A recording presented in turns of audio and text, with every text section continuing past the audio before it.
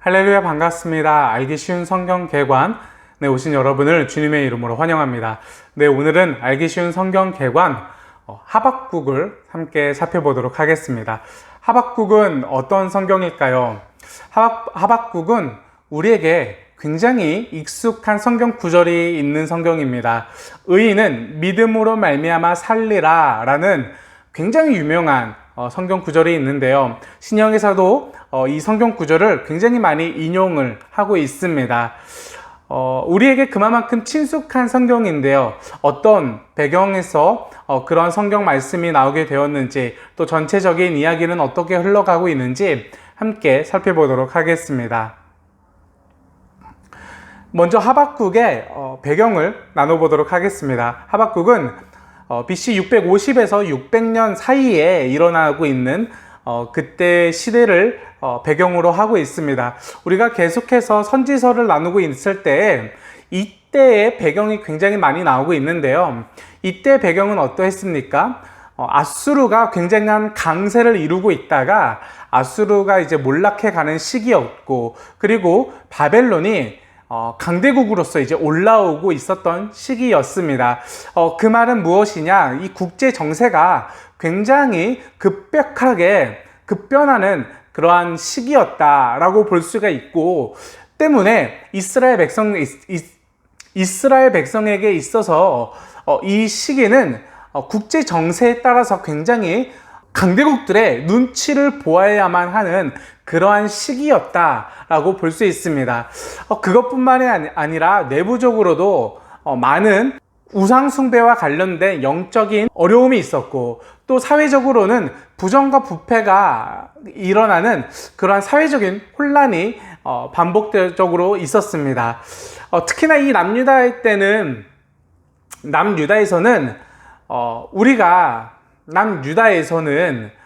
조금 더 우리가 이 시기에 중요한 점을 우리가 알고 있어야 되는데요. 바로 요시야의 종교개혁이 바로 이쯤에 있었습니다. 그 말은 무엇이겠습니까? 바로 직전에는 굉장한 영적으로 타락했었다라고 볼 수가 있고, 이 종교개혁을 통해서 그들의 신앙이 다시 한번 개혁하기를 그런 변화가 있었다 라는 것을 우리가 염두하면서 성경을 읽었으면 좋겠습니다.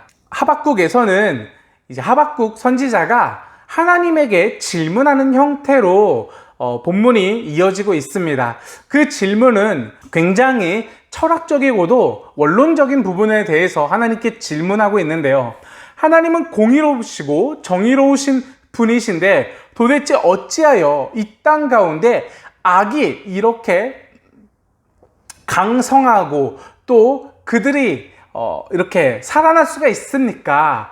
악이 잘 나가는 이러한 하나님 보시기에 도대체가 말이 되지 않는 이 상황을 우리는 어떻게 받아들여야만 합니까? 라는 굉장히 이상적인 기준에 합한 현실과의 그 괴리에 대한 질문을 하나님께 하고 있습니다.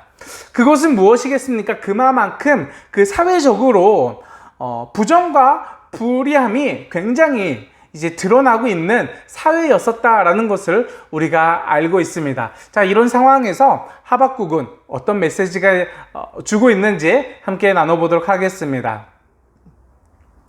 하박국의 내용은 굉장히 단조롭습니다. 그렇게 길지 않는 내용입니다. 하박국과 하나님과의 대화라고 말할 수 있는 이 대화 부분이 있고, 그리고 하박국의 노래가 있습니다. 하나님과의 대화에서 하박국과 하나님은 하박국에 두 번의 질문이 있었고, 또 하나님의 두 번의 응답이 있었습니다.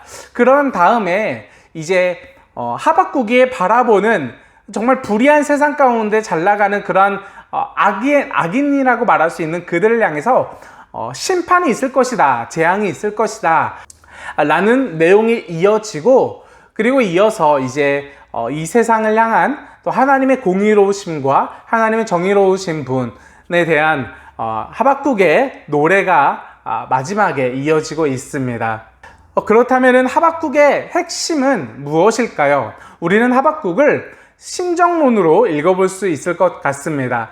이 하박국을 하나님의 공의로 읽을 것인가, 또는 인간의 불의함과 또 불신, 의심의 눈으로 하나님을 바라보는 것인가 라고 우리가 그렇게 주장할 수도 있겠지만은 이것은 하나님에 대한 확실한 믿음과 신뢰를 가지고 하박국이 질문하고 있는 것이기 때문에 하박국의 메시지가 이 땅 가운데 공의와 정의를 세우고자 하는 그러한 메시지도 아니었습니다.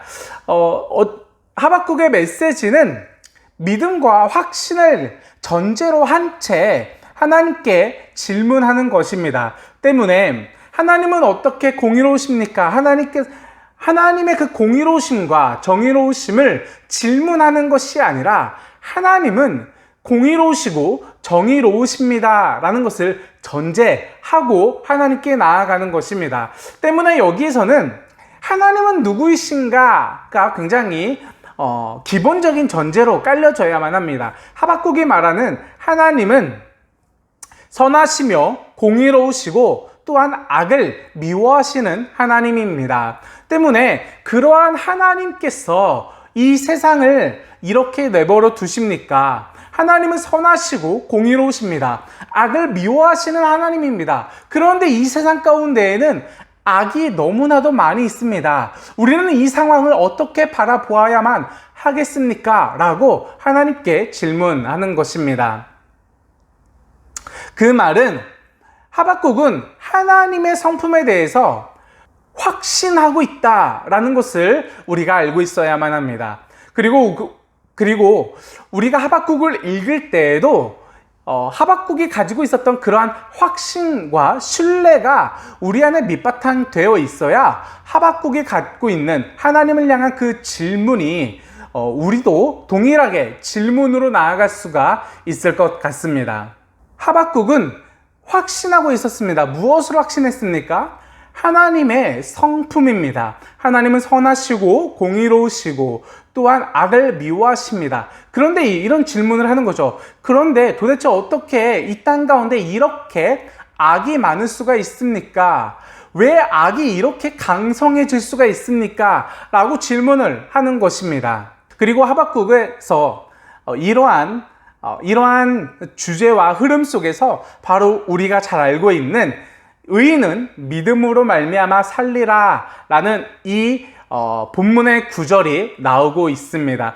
그렇다면은 여기서 말하고 있는 의인은 여기서 말하고 있는 이 믿음은 어떤 믿음을 말하고 있는 것일까요? 도대체 의인은 어떤 믿음을 가지고 살아간다 라고 말을 하고 싶었던 것일까요? 하박국이 말하고 있는 믿음은 바로 이러한 것입니다. 하나님은 이 땅 가운데 모든 열방을 통치하시는 주관자이자 통치자이십니다. 그리고 그 하나님은 통치자이시면서 주관자이시면서 선하시고 공의로우시며 악을 미워하시는 하나님입니다. 때문에 나는 기대하고 소망하고 있습니다. 하나님께서 다시 결국에는 이 땅을 회복시킬 것이라는 것을 말입니다.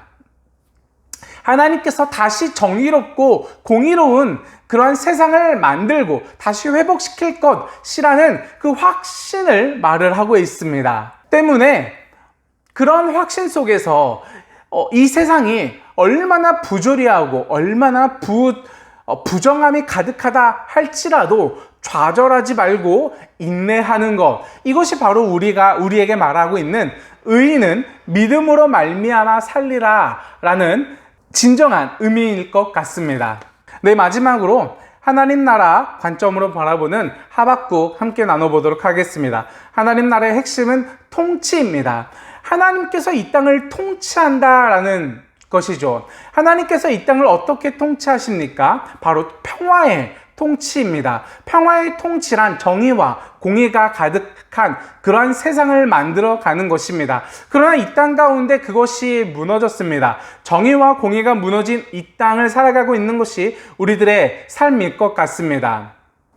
이것은 우리에게 이미와 아직이라는 부분을 생각하게 만듭니다. 하나님의 통치가 이미 임하였지만 하나님께서 이루실 평화의 통치가 완전하게 드러나는 완성될 그날이 아직은 완전히 이루어지지 않았다라는 것입니다. 그렇다면은 하나님의 통치가 완전히 가득해지는 것, 다시 말해서 하나님의 평화가 온 땅에, 온 열방에 가득 차게 되어지는 것, 더 나아가 좀 더 구체적으로 온 땅 가운데 정의와 공의로 이루어진 그러한 평화의 날이 다시 회복되어지는 것, 이것이 바로 우리가 추구해야 할 하나님 나라의 삶을 살아가는 것일 것 같습니다. 비록 이 땅 가운데는 하박국의 그때처럼 부조리한 삶, 그리고 부정의한 세상이 아직은 남아있는 것 같습니다.